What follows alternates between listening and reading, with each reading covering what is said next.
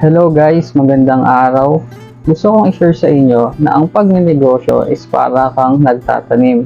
Kasi 'di ba pag nag-put up ka ng isang negosyo, nagtatanim ka ng time, energy, effort, and even money sa pagsisimula ng negosyo.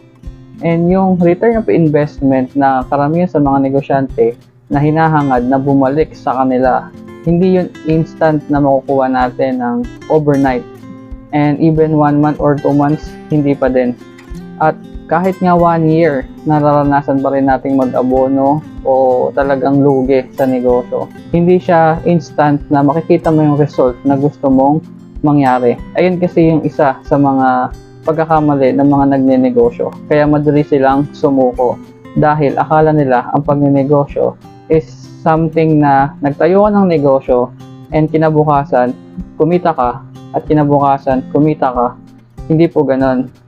Dahil darating ang time na meron kang mga buwan o araw na hindi ka kikita at mararanasan mo talagang malugi dahil walang bumibili ng produkto na ino-offer mo o walang kumukuha ng service na ino-offer mo.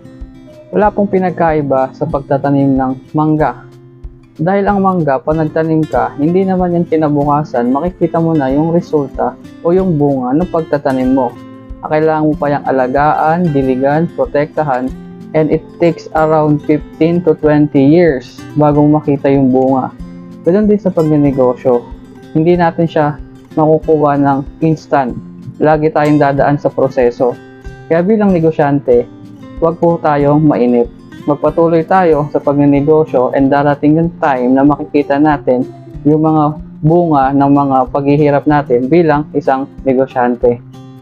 Ayun lang guys, sana patuloy tayong encourage sa pagnenegosyo, patuloy nating ipanalangin, ilapit kay Lord ang ating pagnenegosyo at yung mga negosyo na ginagalawan natin. Trabahong malupit lang tayo guys. Alright, bye!